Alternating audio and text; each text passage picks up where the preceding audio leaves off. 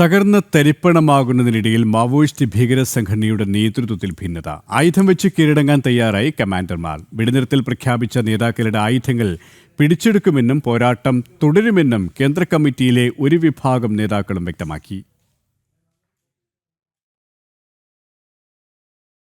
ഒന്നുകിൽ കീഴടങ്ങുക അല്ലെങ്കിൽ ശക്തമായ സൈനിക നടപടി നേരിടേണ്ടി വരുമെന്ന മുന്നറിയിപ്പ് നൽകിക്കൊണ്ടാണ് സുരക്ഷാ സേന മാവോയിസ്റ്റ് വിരുദ്ധ പോരാട്ടം ശക്തമാക്കുന്നത്. റിക്രൂട്ട്മെന്റ് സംവിധാനവും മുൻപ് വളരെ കുറച്ച് ജനങ്ങളിൽ നിന്ന് ലഭിച്ചിരുന്ന പിന്തുണയും പൂർണ്ണമായും ഇല്ലാതായതോടെ തകർന്ന അവസ്ഥയിലാണ് നിലവിൽ മാവോയിസ്റ്റ് ഭീകര സംഘടന. ഇതിനിടയിലാണ് ആയുധം വെച്ച് കീഴടങ്ങുന്നതുമായി ബന്ധപ്പെട്ട് നേതൃത്വത്തിനുള്ളിൽ ഭിന്നത രൂപപ്പെട്ടത്.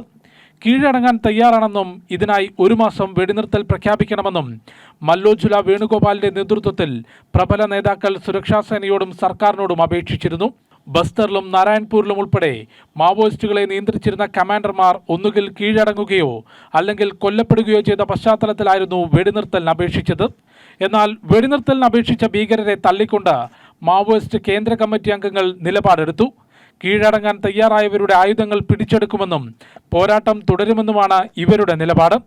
2026 മാർച്ചോടെ രാജ്യത്തു നിന്ന് ചുവപ്പൻ ഭീകരത പൂർണ്ണമായും തുടച്ചു നീക്കുമെന്ന് കേന്ദ്ര ആഭ്യന്തരമന്ത്രി അമിത്ഷാ പ്രഖ്യാപിച്ചിരുന്നു. ഛത്തീസ്ഗഡിൽ മുൻപ് മാവോയിസ്റ്റുകൾ നിയന്ത്രിച്ചിരുന്ന ഉൾഗ്രാമങ്ങളിൽ പോലും വികസനം എത്തിക്കാനായതും ജനങ്ങളുടെ ജീവിത നിലവാരം ഉയർത്തിയതും മാവോയിസ്റ്റ് വിരുദ്ധ പോരാട്ടത്തിന് കരുത്തു നൽകി. ജനം, ഡൽഹി.